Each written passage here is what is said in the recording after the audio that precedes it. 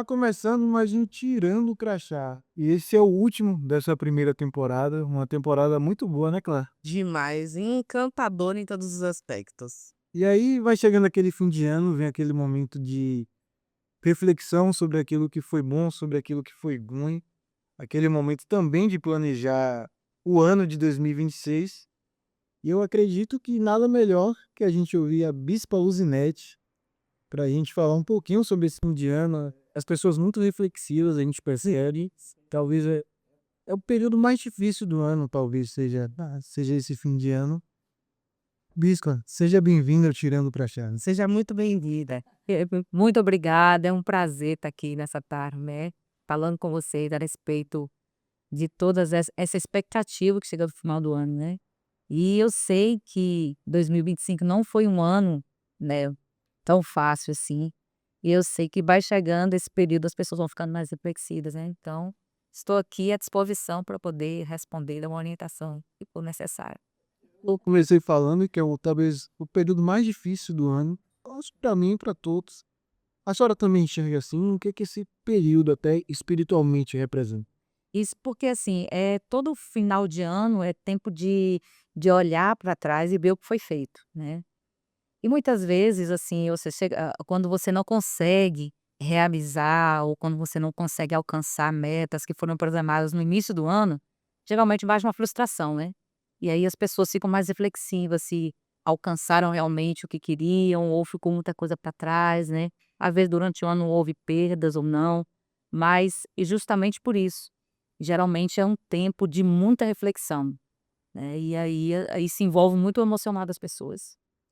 Bispa, falando um pouquinho, né, do poder do agradecimento. Eu vejo que muitas pessoas acabam não enxergando também aquilo que fazem e se cobram demais. A gente está num momento da vida das pessoas que elas estão vivendo ou com excesso de futuro ou com excesso de passado. É o que a gente chama de ansiedade e de depressão. Sim, verdade. Né, então como é que se cria o termostato sobre isso, incluindo, claro, a parte espiritual, de as pessoas conseguirem se equilibrar nesse contexto, entendendo que a vida nem sempre vai ser, na verdade nunca vai ser perfeita, né, a vida sempre vai ter obstáculo, a vida sempre vai ter desafio, mas entender por que que isso está acontecendo com você ou por que que você passa por algumas determinadas situações. Olha só que pergunta maravilhosa, você está me dando a oportunidade aí de falar algo que o Senhor tem falado muito comigo nesses dias, né. Que, por exemplo, na vida eu aprendi eu tive uma experiência, aprendi a viver com expectativa zero, né. Quando você vive uma expectativa zero, ou seja, você, vive uma vida de fé em Deus, mas sem criar muitas expectativas em relação às pessoas, aos relacionamentos, ou até colocando a sua fé demais no poder aquisitivo, ou seja, você começa a agradecer por aquilo que você tem, porque tudo que vem é lucro.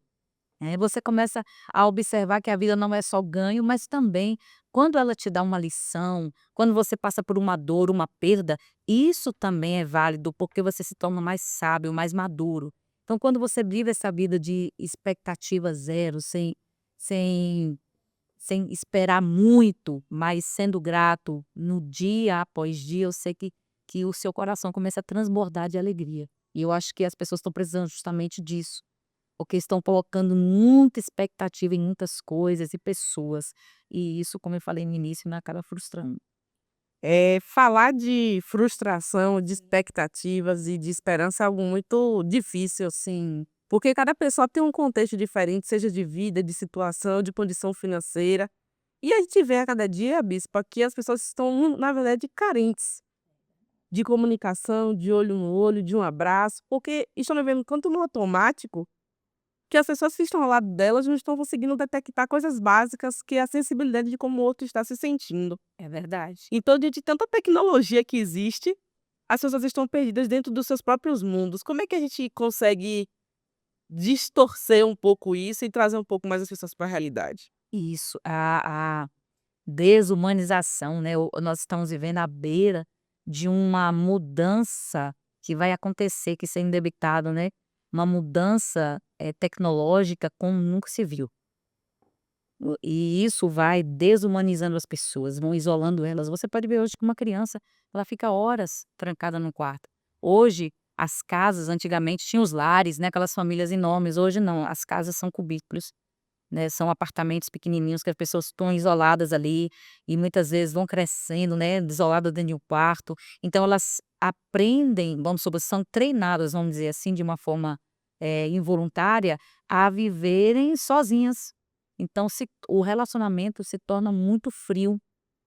E a igreja, eu vejo que ela exerce um papel fundamental sobre isso, porque ela tenta aproximar as pessoas, tenta quebrar esse gelo, né, até aí a pessoa vai para a escola, vai para a faculdade, e ela é incentivada a viver uma vida de competitividade, né, se ela não for o melhor, se ela não vencer, e se ela não correr, ela não vai chegar a lugar nenhum, e isso acaba desgastando muito o ser humano, porque não é a gente não foi criado para isso, né. Então a gente tem que aquelas pessoas que ainda têm essa sensibilidade, desculpe, ela tem essa, o amor no coração, ela precisa se doar mais para poder trazer pessoas para mais perto, porque justamente com essa tecnologia tem vindo uma série de doenças, né, psicossomáticas, emocionais, que as pessoas não tinham e agora têm. E a senhora tocou num ponto fundamental que é a igreja, né, com relação a isso. E até hoje a gente tem muitas igrejas de forma virtual, Sim, onde as pessoas podem assistir e muitas pessoas nem querem ir mais. sim. Querem assistir aquele trechinho talvez que convém ali no YouTube, seja no Instagram. Como é que a senhora enxerga, digamos assim, essa igreja moderna dos tempos de hoje em dia? Eu vejo como um terreno sem segurança, porque Jesus, ele quando veio a esse mundo, ele poderia ter feito tudo de lá, né, o outro lado, lá no céu, mas não, ele veio, ele nasceu como homem e veio habitar no meio de nós justamente para poder criar esse vínculo. Então, o estar juntos. Então, quando o Senhor ele deixou uma palavra que diz assim: "Onde tiver 2 ou mais reunidos em meu nome, ali eu estarei". Ou seja, já é eu posso dizer assim, um princípio que gera comunhão. Então, para mim poder ter a presença do Senhor, eu preciso ter pelo menos uma ou 2 ou mais pessoas reunidas no nome dele. Ou seja, isso gera comunhão. A cruz, por exemplo, ela é horizontal e é Deus, né, é uma ligação com Deus, mas ela também é vertical, que é uns com os outros. E aí a igreja ela veio justamente para isso, para ela ser sempre humana, ela sempre abraçar, ela sempre trazer esse calor humano para as pessoas. Perfeito.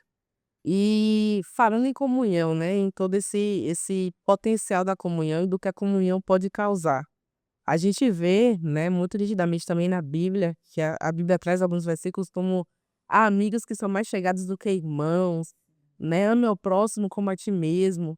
Então a Bíblia sempre remete o amor ao próximo e o cuidado com o próximo de acordo com que você tenha um cuidado consigo mesmo. Sim, E a gente vê muitas pessoas hoje que não se cuidam e querem cuidar do outro, sim, verdade. que expõem feridas e querem cuidar da ferida do outro, e no final, a gente não tem nem, né, por si só, as pessoas que estão curadas. Exato. Então, como a senhora tem intermediado isso na igreja, buscando as pessoas entenderem que elas precisam se cuidar, que elas precisam se amar, para que após isso elas cuidem do outro e façam em prol do outro?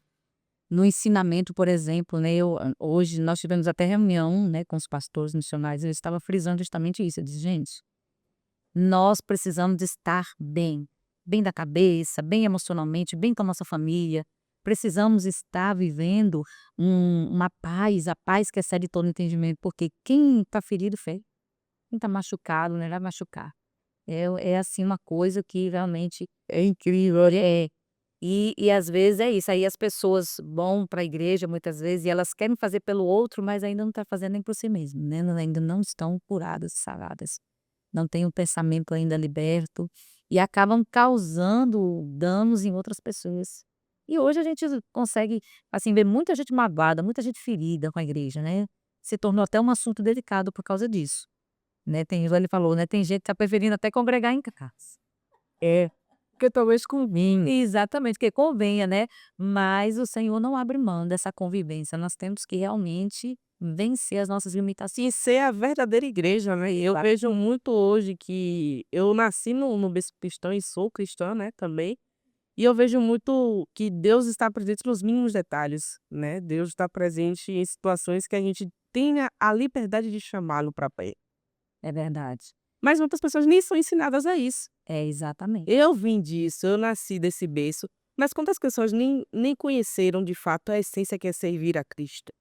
Não entenderam o que é agradecer uma refeição, porque muitas pessoas elas são feridas, né, começa na ferida. E assim, eu vejo que muitas pessoas elas vêm de famílias desestruturadas, de experiências totalmente amargas. Hoje a Bíblia diz, né, que nos últimos dias o mal se multiplicaria. Então tem criança que já é ferida. Então a pessoa o primeiro pensamento da pessoa fala assim: "Se Deus existisse, não deixaria acontecer isso comigo", né.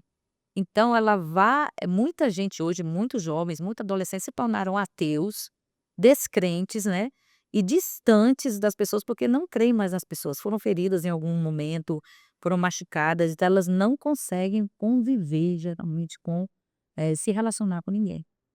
Quando a gente fala, de prosperidade, né, tá chegando fim de ano, mas antes da prosperidade, talvez você se curar dentro de suas dores é o fundamental também. E de certa forma tá atrelado com a prosperidade. Demais, demais.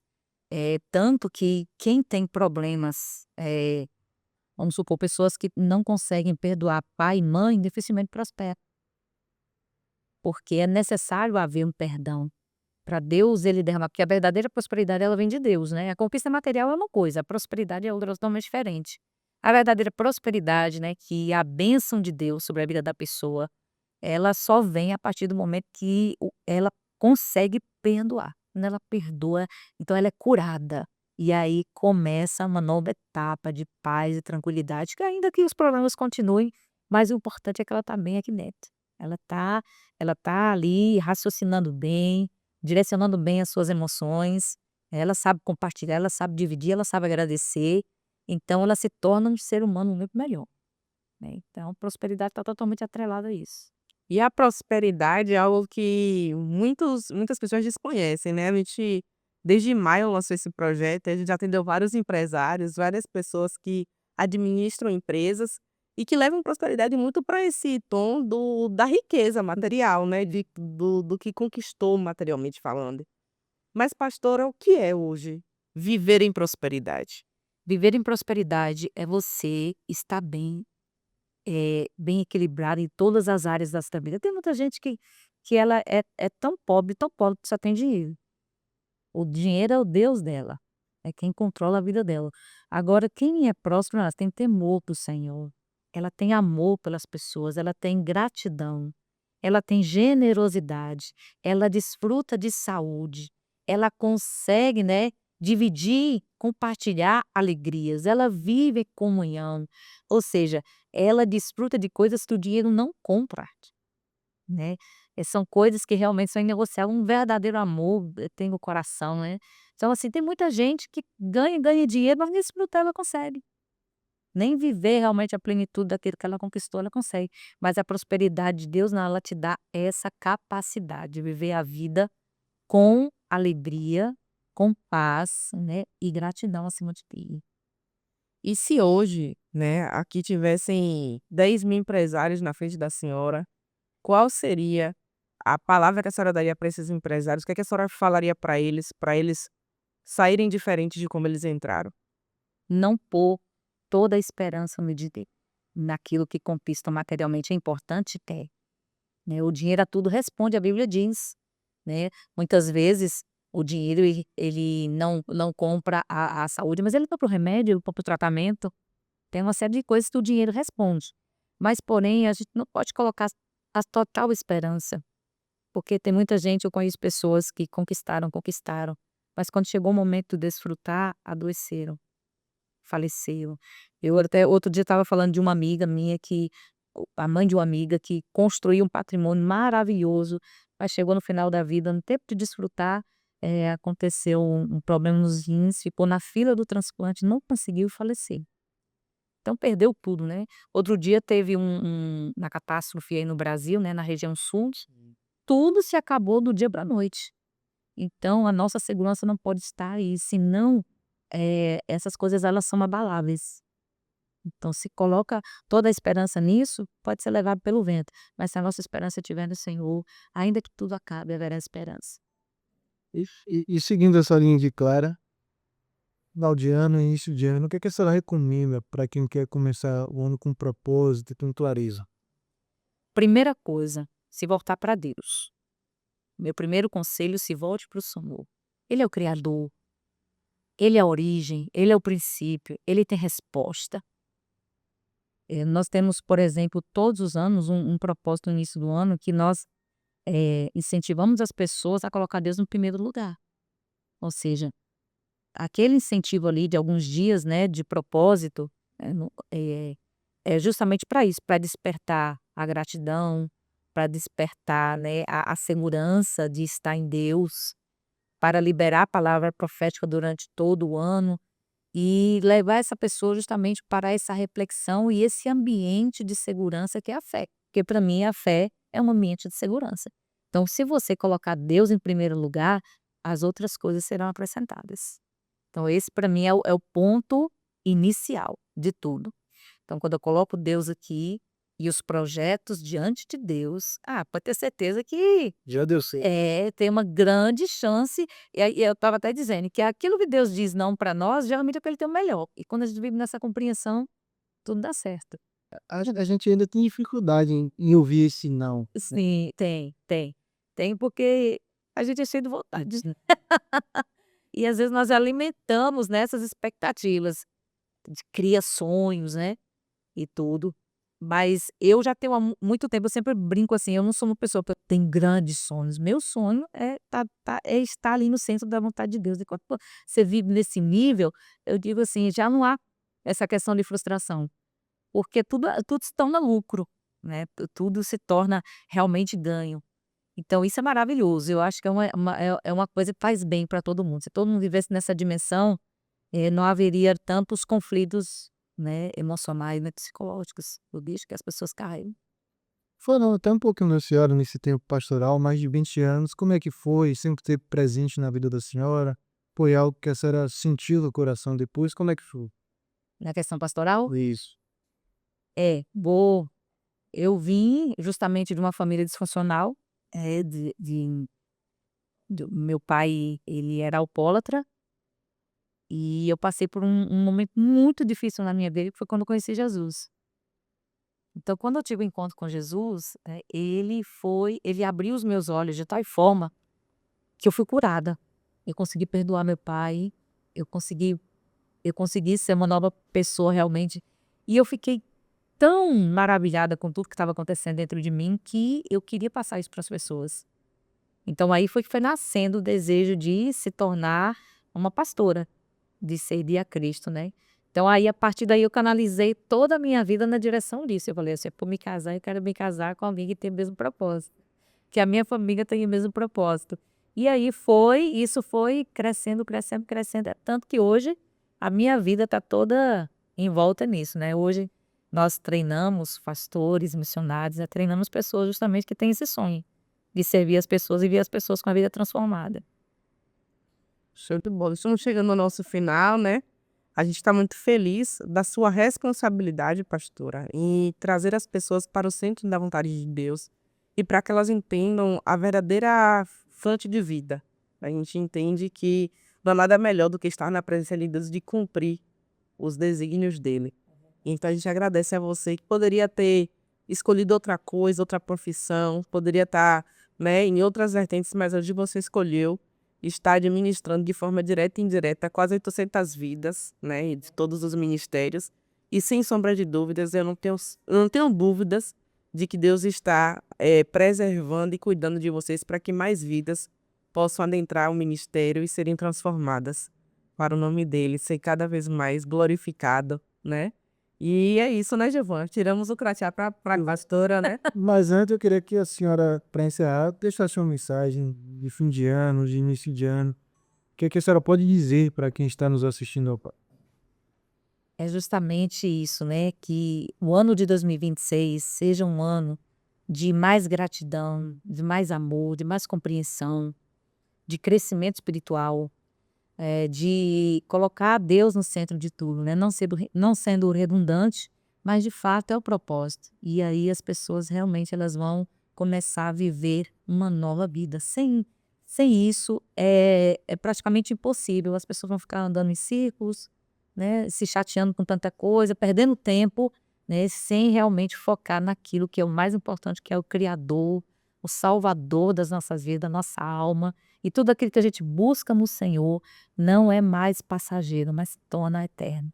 E nós somos eternos. Eu pensei em trazer e convidar, fazer o convite desde o início. Só que aí talvez esse foi o momento certo. Não temos dúvidas, né?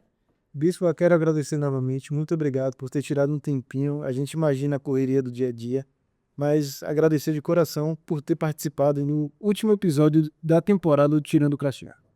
E eu que agradeço a oportunidade, fiquei muito feliz pelo convite, viu? Espero que tenha contribuído de alguma forma.